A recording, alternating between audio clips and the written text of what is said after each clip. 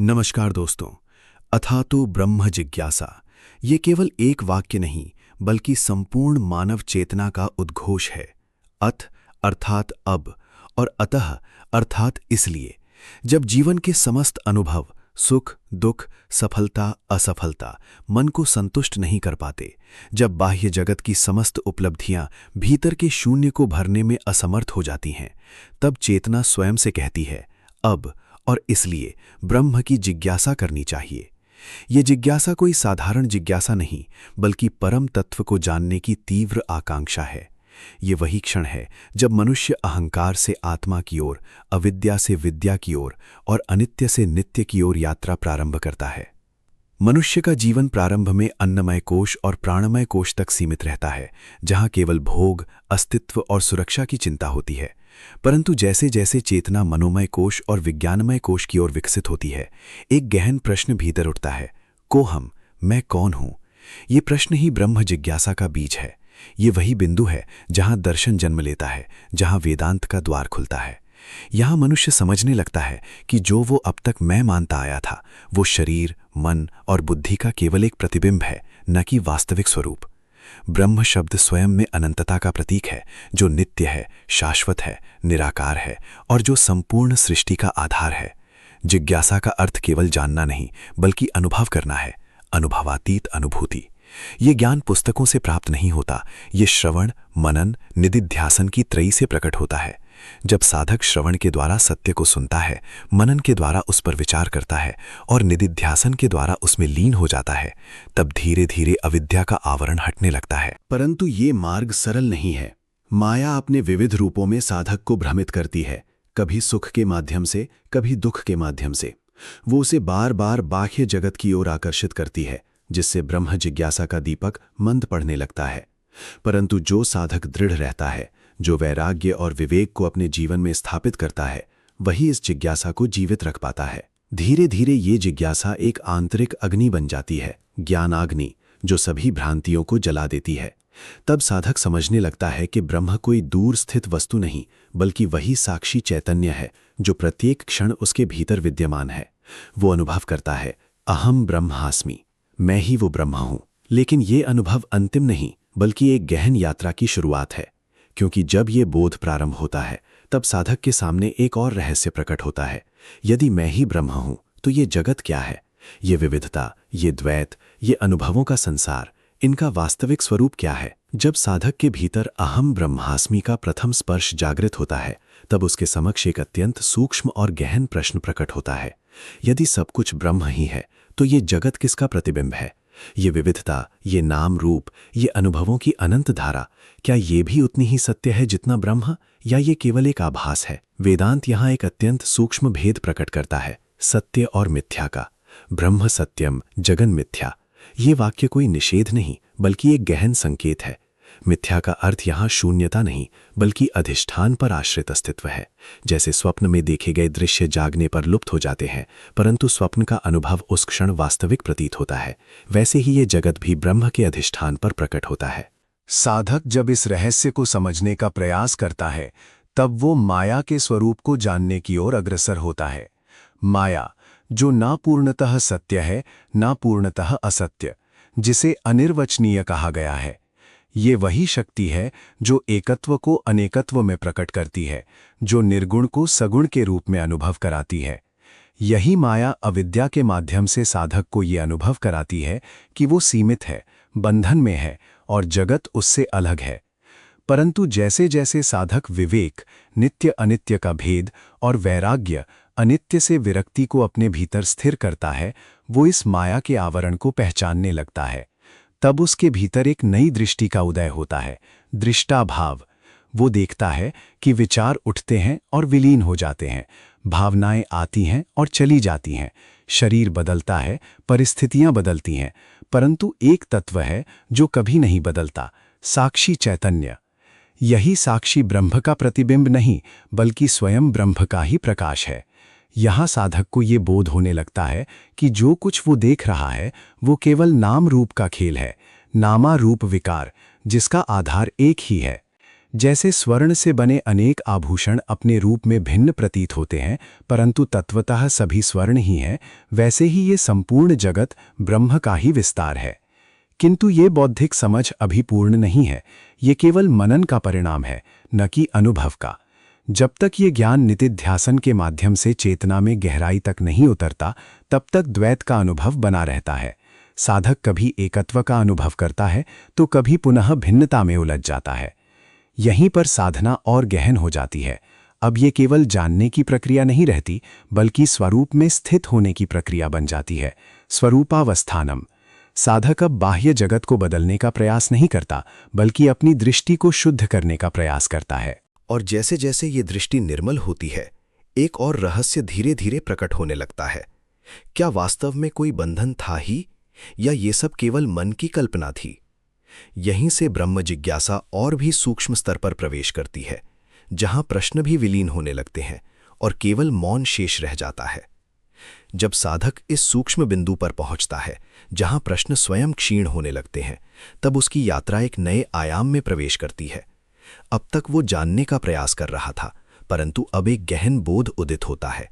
क्या जानने वाला ही अंतिम सत्य है? यदि ज्ञाता ही ब्रह्म है, तो फिर ज्ञान और ज्ञेय का ये विभाजन किस आधार पर टिका है? वेदांत यहाँ एक अत्यंत रहस्यमय सत्य उद्घाटित करता है। ज्ञाता, ज्ञान और ज्ञेय, ये तीनों ही अंततः एक ही चेतना के विभिन्न आभास हैं। ये त्रिपुटी, जिसे त्रिपुटी भेद कहा जाता है, माया के सूक्ष्मतम स्तर पर उत्पन्न होती है। जब तक ये त्रिपुटी विद्यमान है, तब तक साधक अनुभव करता है, और जहां अनुभव है, वहां द्वैत का सूक्ष्म अंश अभी भी शेष है। परंतु जैसे ही साधक निदिध्यासन की गहराइयों में उतरता है, ये त्रिपुटी धीरे धीरे विलीन होने लगती है। वहां न कोई जानने वाला शेष रहता है, न जानने की प्रक्रिया, और न ही कोई ज्ञेय वस्तु। केवल एक अखंड अविभाज्य चैतन्य रह जाता है, अद्वितीयम। यही वो अवस्था है जिसे निर्विकल्प समाधि कहा गया है, जहां विचार, संकल्प, विकल्प सब शांत हो जाते हैं।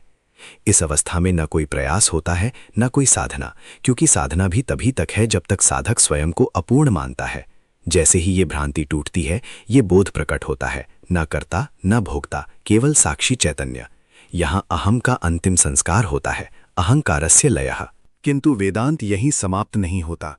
ये केवल समाधि में लीन होने का मार्ग नहीं, बल्कि जागृत अवस्था में भी उसी सत्य को जीने की कला है। जब साधक इस अनुभव से लौटता है, तब वो जगत को पहले की भांति नहीं देखता। अब वो जानता है कि जो कुछ भी दृष्टिगत हो रहा है, वो उसी एक चेतना की अभिव्यक्ति है। सर्वम खल्विदम ब्रह्म। अब उसके लिए न कोई भेद शेष रहता है, न कोई द्वेष, न कोई आकर्षण। राग और द्वेष के पार जाकर वो समत्व में स्थित हो जाता है। समत्वम योग उच्यते। जीवन अब संघर्ष नहीं, बल्कि एक सहज प्रवाह बन जाता है। और यहीं एक और सूक्ष्म परिवर्तन होता है। अब साधक मुक्ति की इच्छा भी त्याग देता है, क्योंकि जहां कोई बंधन नहीं, वहां मुक्ति की आवश्यकता ही क्या। ये बोध कि मैं सदा से मुक्त था, यही जीवन मुक्ति का प्रारंभ है। अब ब्रह्म जिज्ञासा एक प्रश्न नहीं रह जाती, बल्कि स्वयं जीवन का स्वभाव बन जाती है। एक ऐसा मौन जिसमें कोई जिज्ञासा शेष नहीं, फिर भी सब कुछ ज्ञात है। ये वो स्थिति है जहां शब्द समाप्त हो जाते हैं और केवल अनुभव शेष रह जाता है। अनुभवातीत, अव्यक्त, अनिर्वचनीय। और इसी मौन में एक अंतिम रहस्य धीरे धीरे प्रकट होता है। क्या वास्तव में कोई यात्रा हुई थी, या ये सब केवल चेतना का एक खेल, लीला था, जिसमें साधक, साधना और साध्य तीनों एक ही सत्य के विभिन्न प्रतिबिंब थे? और जब ये अंतिम प्रश्न भी चेतना की गहराइयों में विलीन होने लगता है, क्या वास्तव में कोई यात्रा हुई थी, तब एक अद्भुत मौन प्रकट होता है। ये मौन शून्यता का नहीं, बल्कि पूर्णता का मौन है। पूर्णमदः पूर्णमिदम्। यहाँ न कोई खोज शेष रहती है, न कोई पाने की आकांक्षा, क्योंकि जो खोजा जा रहा था वो सदा से उपस्थित था। साधक अब ये देखता है कि अथा तो ब्रह्म जिज्ञासा से प्रारंभ हुई ये यात्रा वास्तव में कहीं बाहर नहीं गई थी। ये केवल चित्त की वृत्तियों का एक क्रमिक शांत होना था। चित्त वृत्ति निरोधः। जब वृत्तियां शांत होती हैं, तब जो शेष रह जाता है वही स्वरूप है, नित्य, शुद्ध, बुद्ध, मुक्त। अब ये स्पष्ट हो जाता है कि अविद्या कोई वास्तविक बंधन नहीं थी, बल्कि केवल एक आभास था। जैसे अंधकार जो प्रकाश के अभाव में प्रतीत होता है, परंतु स्वयं में उसका कोई अस्तित्व नहीं। उसी प्रकार जैसे ही ज्ञान का प्रकाश प्रकट होता है, अज्ञान स्वतः लुप्त हो जाता है। यहाँ कोई संघर्ष नहीं, केवल प्रकाश का उदय है। इस अवस्था में साधक ये अनुभव करता है कि जीवन अब दो भागों में विभाजित नहीं है, आध्यात्म और संसार। अब प्रत्येक क्रिया, प्रत्येक श्वास, प्रत्येक क्षण उसी ब्रह्म की अभिव्यक्ति है। चलना भी ध्यान है, मौन भी ध्यान है और शब्द भी ध्यान है। यहाँ साधना और साधारण जीवन में कोई भेद नहीं रह जाता। यत्र यत्र मनः तत्र तत्र समाधिः। और तब एक अत्यंत सूक्ष्म सत्य प्रकट होता है। ब्रह्म को प्राप्त नहीं किया जाता, क्योंकि वो कभी खोया ही नहीं था। जो कुछ हुआ वो केवल एक स्मरण था, स्वयं को पुनः पहचानने का। जैसे स्वप्न से जागने पर व्यक्ति समझता है कि वो कहीं गया नहीं था, वैसे ही ये बोध प्रकट होता है कि आत्मा कभी बंधी नहीं थी। अब न कोई साधक है, न कोई साधना, केवल अस्तित्व है, सत चित आनंद। ये आनंद किसी कारण से उत्पन्न नहीं होता, इसलिए ये कभी समाप्त भी नहीं होता।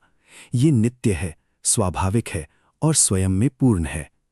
और यहीं अथातो ब्रह्म जिज्ञासा का चक्र पूर्ण होता है। जहां जिज्ञासा प्रारंभ हुई थी, वहीं वो विलीन हो जाती है। जहां प्रश्न उत्पन्न हुआ था, वहीं उत्तर स्वयं प्रकट हो जाता है। परंतु इस पूर्णता के भीतर भी एक रहस्य शेष रहता है। ये चेतना जो स्वयं में पूर्ण है, फिर भी इस सृष्टि के रूप में क्यों प्रकट होती है? ये एक होकर भी अनेक का खेल क्यों रचती है? शायद यही लीला का रहस्य है, जहां ब्रह्म स्वयं को भूलकर स्वयं को ही खोजता है और उसी खोज में ये संपूर्ण सृष्टि प्रकट होती है। और जब साधक इस लीला के रहस्य को भी भीतर से स्पर्श करने लगता है, तब उसकी दृष्टि और भी सूक्ष्म हो जाती है। अब वो सृष्टि को किसी समस्या की तरह नहीं देखता जिसे सुलझाना है, बल्कि एक अनंत अभिव्यक्ति के रूप में देखता है, जिसे केवल साक्षी होकर अनुभव करना है। वो देखता है ये जगत ना तो बंधन है, ना ही मुक्ति का साधन। ये तो केवल चैतन्य का स्पंदन है, चिद्विलास। जैसे सागर में उठती लहरें सागर से अलग नहीं होती, वैसे ही ये समस्त नाम रूप ब्रह्म से पृथक नहीं है। लहर का जन्म, उसका उठना और उसका विलीन होना, सब कुछ उसी एक तत्व में घटित हो रहा है। यहाँ साधक के भीतर एक गहन समर्पण, शरणागति का उदय होता है। अब वो जीवन को नियंत्रित करने का प्रयास नहीं करता, बल्कि उसे एक प्रवाह की तरह स्वीकार करता है। यथा प्रवाहम तथा जीवनम। ये समर्पण कमजोरी नहीं, बल्कि सर्वोच्च बुद्धिमत्ता है, क्योंकि अब वो जान चुका है कि कर्ता का भाव ही सबसे बड़ा भ्रम था। धीरे धीरे ये बोध स्थिर हो जाता है, ना हम कर्ता, ना हम भोक्ता। जो कुछ भी हो रहा है वो उसी परम चेतना के द्वारा हो रहा है। यहाँ अहंकार का अंतिम आवरण भी विलीन होने लगता है, और जैसे ही ये आवरण गिरता है, एक अद्भुत सहजता जीवन में प्रकट होती है, सहज समाधि। अब साधक को ध्यान करने के लिए आंखें बंद करने की आवश्यकता नहीं रहती। उसके लिए प्रत्येक क्षण ध्यान है, चलते हुए, बोलते हुए, कार्य करते हुए। भीतर एक अडोल शांति बनी रहती है। ये शांति किसी परिस्थिति पर निर्भर नहीं, बल्कि स्वयं के स्वरूप से उत्पन्न होती है। और यहीं एक और सूक्ष्म सत्य प्रकट होता है। अब ज्ञान भी छोड़ना पड़ता है, क्योंकि जब तक मैं जानता हूं का भाव है, तब तक एक सूक्ष्म अहम शेष रहता है। अतः अंततः ज्ञान का भी विसर्जन होता है, ज्ञानस्य अपि त्यागः। तब केवल होना शेष रह जाता है, न कोई परिभाषा, न कोई पहचान, केवल शुद्ध अस्तित्व। ये वही अवस्था है जिसे ऋषियों ने तुरीय कहा, जागृत, स्वप्न और सुषुप्ति के पार की अवस्था। यहाँ न कोई समय है, न कोई दूरी, सब कुछ एक ही क्षण में समाहित हो जाता है, अखंड वर्तमान।